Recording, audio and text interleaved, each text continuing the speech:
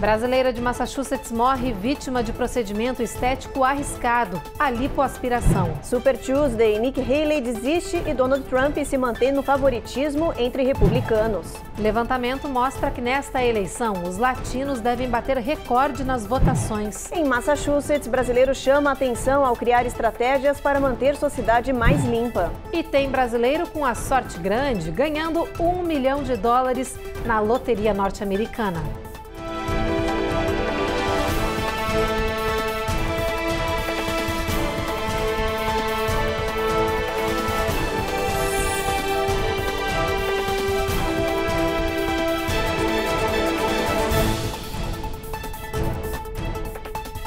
Olá, boa noite. Boa noite. A lipoaspiração é uma das cirurgias estéticas mais realizadas no mundo, mas é também considerada a mais arriscada. O número de pessoas que morrem fazendo esse procedimento vem crescendo a cada ano por causa de clínicas não qualificadas. O caso mais recente aconteceu com uma brasileira que morava em Massachusetts e que era muito conhecida pela nossa comunidade. Ela viajou para o Brasil para realizar uma lipoaspiração e acabou falecendo. Os detalhes com a repórter Giovanna Lucatelli. A notícia foi um choque para a comunidade de Hyannis, em Massachusetts. Cristiane Lacerda morreu depois de viajar ao Brasil e se submeter a uma lipoaspiração, um procedimento que retira a gordura localizada do corpo, mas que é considerado extremamente arriscado e perigoso. O Brasil hoje tem aproximadamente 2,5 milhões de cirurgias plásticas anualmente sendo realizadas, e a maioria é a lipoaspiração.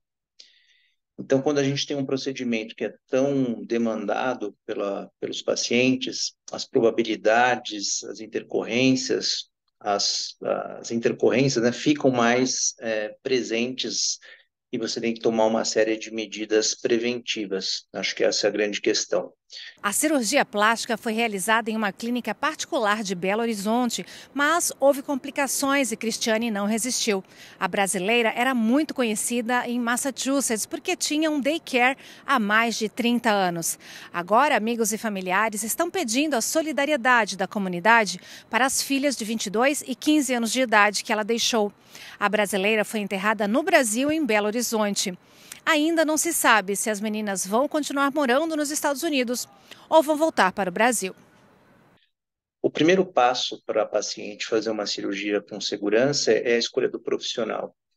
Infelizmente, há um certo menosprezo em relação à lipoaspiração, achar que é só um furinho que vai tirar um pouquinho de gordura. E, infelizmente, hoje eu vejo profissionais de outras áreas, cirurgiões gerais, ginecologistas, dermatologistas, e eu uso o termo se aventurando dentro desse tema. Segundo passo, o local onde você vai realizar essa cirurgia é fundamental. A grande questão é o que você vai realizar na clínica, como você vai realizar na clínica e qual a retaguarda que aquela clínica te oferece caso haja uma intercorrência. Então, essa investigação, esse estudo do local, ele é de extrema importância. A Polícia Federal do Brasil anunciou que prendeu um mineiro que era foragido da justiça por cometer um homicídio qualificado em Irambacuri. Esse brasileiro, segundo os agentes, estava na lista de difusão vermelha da Interpol, a Polícia Internacional, e ele foi preso e deportado pelo ICE, que é a autoridade de imigração norte-americana. O brasileiro que não teve o nome ou a imagem divulgada estava escondido aqui nos Estados Unidos após ter entrado no país de forma ilegal pela fronteira sul. E falando em fronteira entre México e Estados Unidos, um novo levantamento mostra o aumento de brasileiros se arriscando nessas travessias ilegais. E desde que o México passou a exigir visto para brasileiros, houve uma mudança na rota feita para chegar aqui nos Estados Unidos. Os imigrantes brasileiros estão se arriscando cada vez mais pela inóspita e perigosa floresta de Darién, na fronteira entre a Colômbia e o Panamá.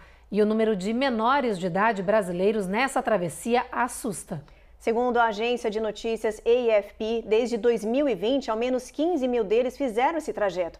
A maioria sozinha, ou seja, sem um adulto responsável, enfrentando inúmeros desafios nessa selva que tem mais de 260 quilômetros de extensão e é dominada pelo crime organizado. Em números gerais, segundo o governo panamenho, mais de 500 mil de pessoas cruzaram Darién rumo aos Estados Unidos no ano passado, 109% a mais do que o registrado em 2022. Depois do intervalo, tem os resultados e repercussões da super terça, a corrida presidencial aos Estados Unidos. E o governo estima que neste ano vai bater recorde o número de eleitores latinos elegíveis para votar.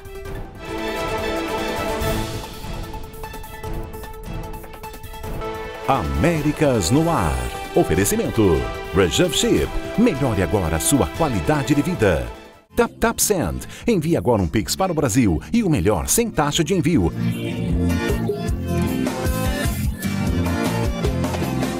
Tap. Foi.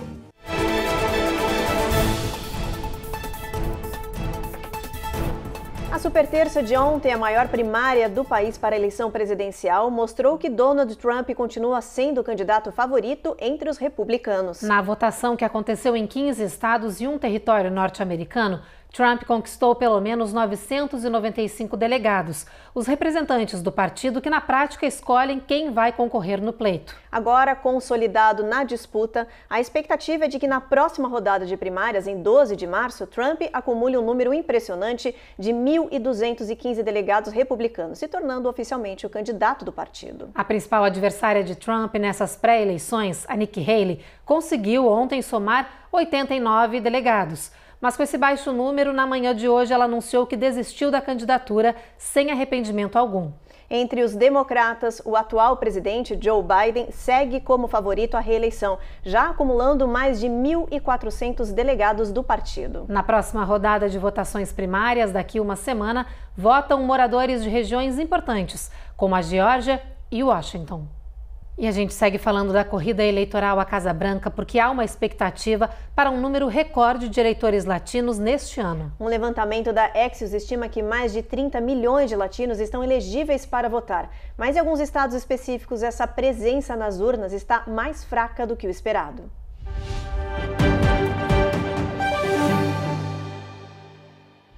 Em um país multicultural e com grande presença de estrangeiros, o voto imigrante tem ganhado cada vez mais força. Hoje, um dos mais poderosos é o latino, com 36,2 milhões de elegíveis para votar. O número é o mais alto já registrado na história do país, 12% maior do que na última eleição presidencial. Para especialistas, essa parcela da população votante é tão grande que é capaz de mudar batalhas em alguns estados, como se viu em 2020. Na época, segundo um levantamento da Pew Research Center, 59% dos latinos votaram em Joe Biden, ajudando a mudar os resultados principalmente em 3 estados: Geórgia, Arizona e Nevada. Hoje, de acordo com o governo, a maioria dos latinos e hispanos que podem votar nos Estados Unidos tem entre 18 e 29 anos. O que tem sido um desafio e tanto para os principais candidatos Joe Biden e Donald Trump, que têm respectivamente 81 e 77 anos. Em geral, a população jovem votante do país tem se mostrado resistente com as idades avançadas do democrata e do republicano. Na Carolina do Norte, por exemplo, 1/3 dos latinos e hispanos são elegíveis para o voto, e o estado passou neste ano a realizar uma espécie de primária específica para essa comunidade. A ideia é ampliar o voto desse grupo tão importante. We have to start reclaiming our own agency and our own voice and our own advocacy. Hoje, 1 em cada 10 pessoas que vivem na Carolina do Norte se reconhece como latina ou hispana. Mas apesar desse alto número, essa parcela da população diz que se sente pouco representada na política. Outra queixa é a subestimação dos políticos com suas principais reivindicações. Os latinos da região dizem que estão cansados de verem campanhas com alvo só nos problemas de imigração. Como residentes, pagadores de impostos e votantes do país, eles alegam estar mais preocupados com educação, saúde e economia. Na região central da Flórida, a polícia desmantelou um gigante esquema de tráfico humano. Foram meses de investigação e 8 dias de operação secreta que resultaram na prisão de criminosos e também no resgate de vítimas de exploração sexual. Na coletiva, o xerife do condado de Polk anunciou que quase 230 pessoas foram presas. Entre elas, professores, treinadores, médicos, policiais e militares. Os oficiais disseram que 66 mulheres eram usadas no esquema, 13 delas imigrantes e possíveis vítimas de tráfico humano. Os envolvidos foram acusados de 70 crimes e cerca de 280 contravenções. Esse foi o maior número de prisões já realizadas em uma única investigação desse tipo. Os Estados Unidos, em parceria com a Jordânia, estão jogando pelo ar ajuda humanitária aos palestinos de Gaza. Desde sábado, mais de 60 mil refeições foram lançadas de paraquedas de 3 aviões militares americanos. Enquanto isso, no Egito, negociações de cessar-fogo seguem paralisadas. Hoje, o Hezbollah voltou a bombardear o território israelense em apoio ao Hamas. A correspondente da Record em Tel Aviv, Denise Odorici, tem as últimas informações da guerra. Um vídeo gravado no norte de Israel mostra um ataque do Hezbollah com vários foguetes. Um deles atingiu uma comunidade agrícola. O vídeo foi filmado em Kiryat Shimona e mostra a defesa aérea de Israel em ação. Um foguete caiu entre as casas do kibbutz Kfar Blum sem deixar feridos. Desde o início da guerra em Gaza, o grupo terrorista Hezbollah tem atingido praticamente todos os dias o território de Israel, que responde com bombardeios em posições militares dos terroristas dentro do Líbano. As autoridades israelenses querem que o Hezbollah retire os combatentes da região da fronteira, como ficou estipulado no fim da guerra de 2006.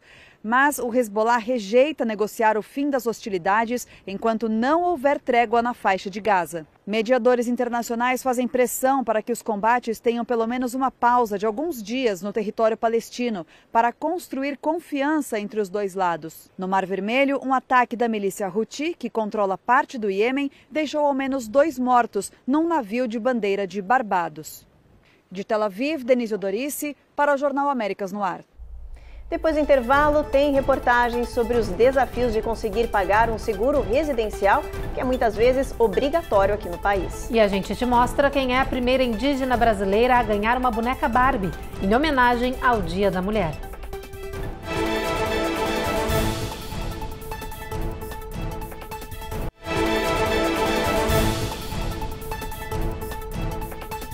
Os seguros residenciais na Flórida voltaram a subir. Em algumas regiões, os custos mensais aumentaram até 40%. A Carla Marinho explica pra gente o que está provocando esse aumento das coberturas e como os proprietários ainda podem economizar dinheiro.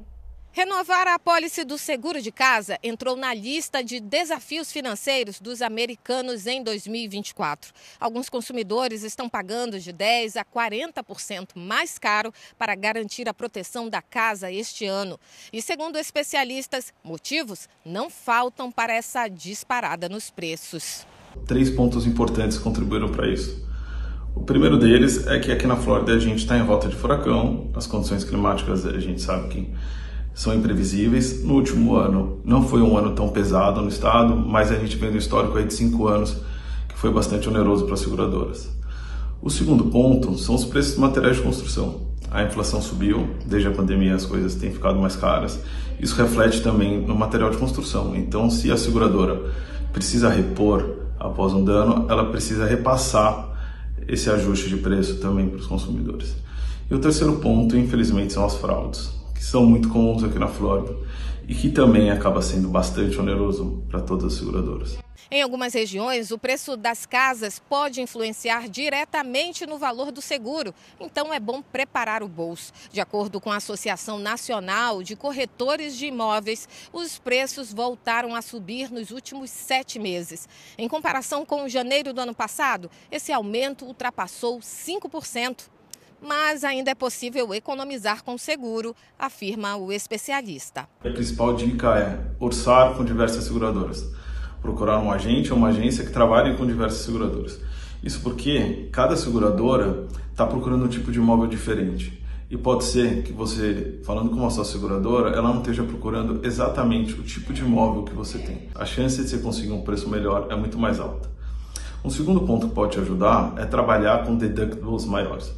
O deductible nada mais é do que a franquia. Então, se você escolhe uma franquia mais alta, o seu valor mensal que você vai pagar para a seguradora vai ficar mais baixo. Em contrapartida, se tiver algum sinistro, você vai ter uma coparticipação nesse sinistro um pouco maior.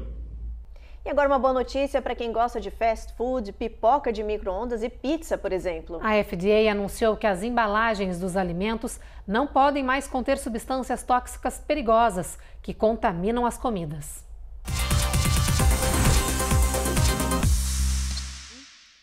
A medida foi comemorada por médicos como uma vitória da saúde pública. A partir de agora, as embalagens que tenham contato direto com a comida não vão poder ter mais os PFAs, ou perpolifluoralquil, que são químicos considerados eternos. Eles são extremamente tóxicos porque se acumulam no corpo e nunca se decompõem no meio ambiente. Pesquisas apontaram que os PFAs podem provocar alterações no sistema hepático, na imunidade do corpo e provocar uma série de problemas de saúde, como obesidade, diabetes e até câncer. Fabricantes de embalagens disseram que vão eliminar esses químicos, mas isso não significa que o próximo hambúrguer do fast food que você vai comer não vai conter PFAs. Podem haver estoques remanescentes de embalagens que ainda contenham essas substâncias. O processo todo para eliminar os PFAs deve demorar alguns meses. A Mattel está lançando 8 novas bonecas para iniciar as celebrações de aniversário de 65 anos da Barbie. E para honrar o Dia Internacional da Mulher, estas bonecas foram criadas com base em mulheres reais que inspiram meninas através de atitudes corajosas, confiantes e ousadas. Entre as novas bonecas estão a estrela norte-americana Viola Davis, a cantora Shania Twain e a comediante Enissa Amani. E representando o Brasil está Mayra Gomes, a primeira indígena brasileira a ser homenageada com uma Barbie. Da etnia Tatuio, ela acumula mais de 6 milhões de seguidores nas redes sociais, onde trabalha para conscientizar a população sobre as causas indígenas. Ao receber essa homenagem, Mayra disse que essa é uma grande representatividade para o seu povo e oportunidade de dar mais visibilidade aos povos originários e suas lutas. Agora a gente vai para um rápido intervalo e na volta a gente mostra a linda ação de um brasileiro na tentativa de manter a sua cidade mais limpa em Massachusetts. E tem brasileiro com sorte grande, ganhando $1 milhão na loteria norte-americana.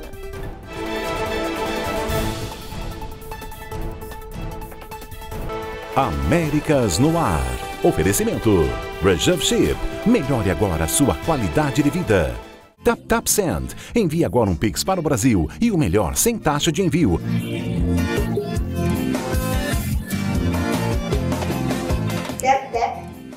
Foi.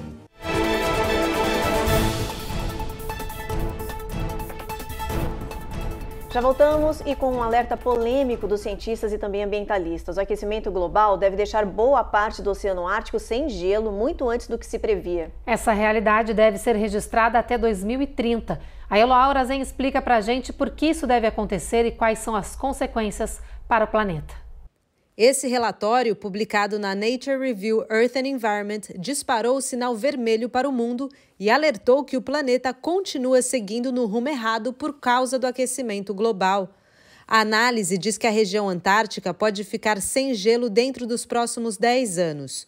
O estudo define como sem gelo quando o Oceano Antártico tem menos de 1 milhão de quilômetros quadrados de gelo. As notícias são catastróficas do ponto de vista de mudanças climáticas e alterações do nível de oceanos que isso acarretará, alteração de biodiversidade e também sem precedentes, uma alteração de correntes marítimas e etc. Portanto, é uma informação bastante difícil de enfrentar e ela é absolutamente real.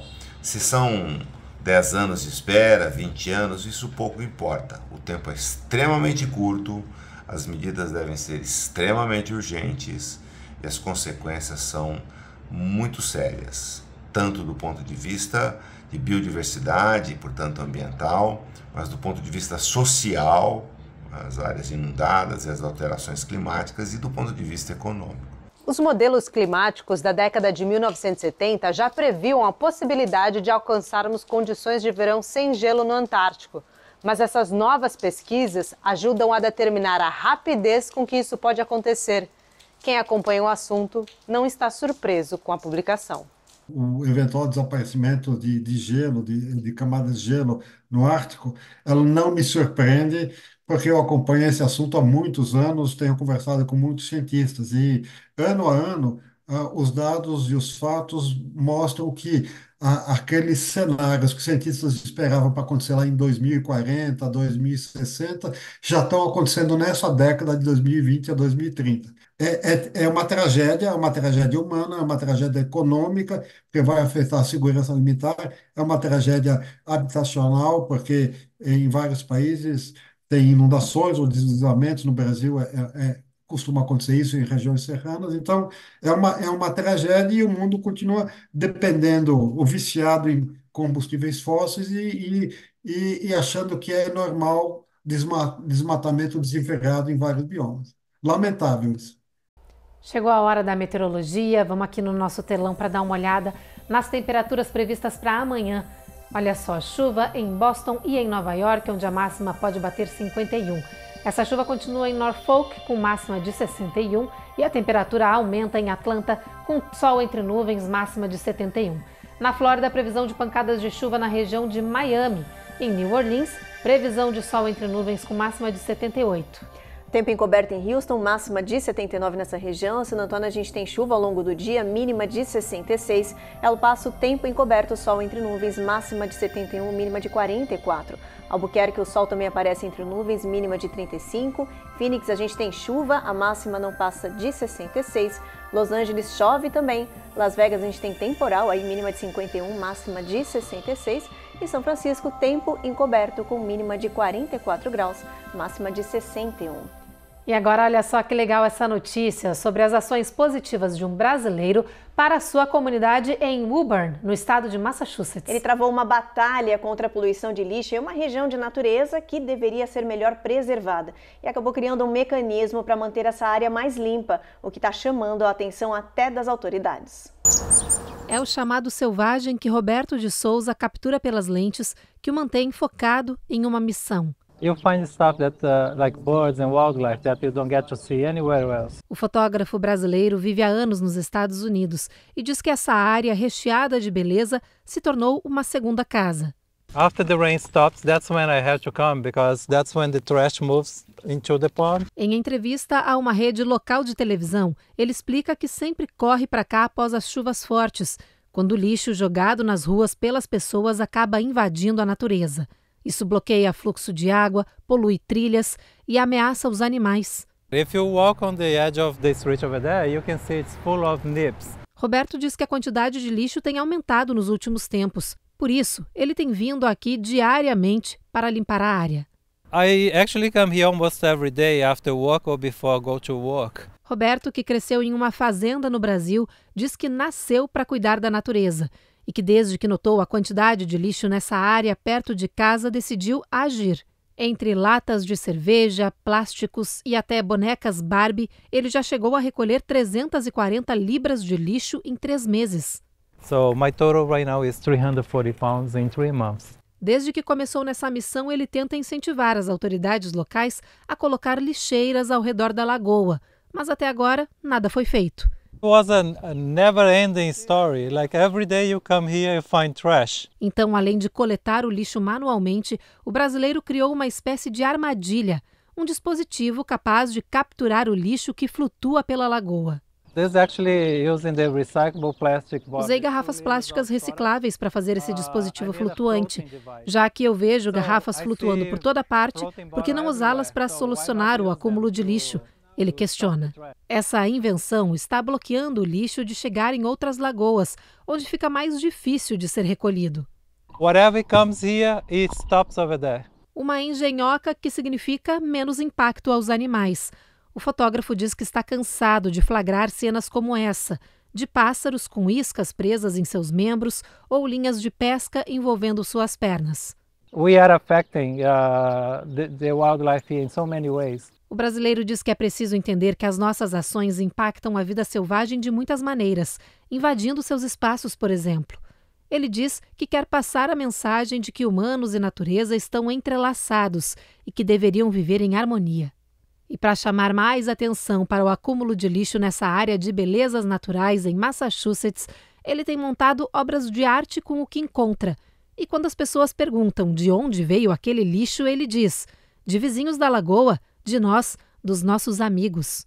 O brasileiro diz que espera que as pessoas tenham mais consciência de seus impactos na terra e que se cada um fizesse um pouquinho, tudo poderia melhorar. If everybody do a little piece, when you put together, it will make a difference. E para encerrar o jornal de hoje, outro brasileiro também de Massachusetts está sorrindo à toa. É que ele ganhou $1 milhão em uma raspadinha. Davidson Alves Martins tinha ganhado $500 em outra raspadinha dias antes e decidiu usar esse prêmio para reinvestir na sorte. E deu certo. Ao comprar o bilhete Billion Dollar Extravaganza, ele escolheu a fila 11, seu número favorito, e deu certo. Segundo a Loteria Estadual, o brasileiro decidiu receber todo esse prêmio de uma só vez no final do mês passado. Com isso, levou na hora mais de $650 mil. Agora, ele diz que tem mais tranquilidade para pensar no futuro da família. Essa história é incrível, toda a sorte do mundo para ele, que vocês realizem tudo que vocês querem. Bolada. No sonho americano. Tiraram uma bolada aí, hein? Arrasou. Tiraram uma bolada, arrasou mesmo. Parabéns por esse prêmio. Isso aí. E é com essa notícia que a gente encerra o Jornal Américas no Ar de hoje. A gente espera vocês novamente amanhã. Você fica agora então com mais um capítulo da superprodução Jezabel. Boa noite. Boa noite.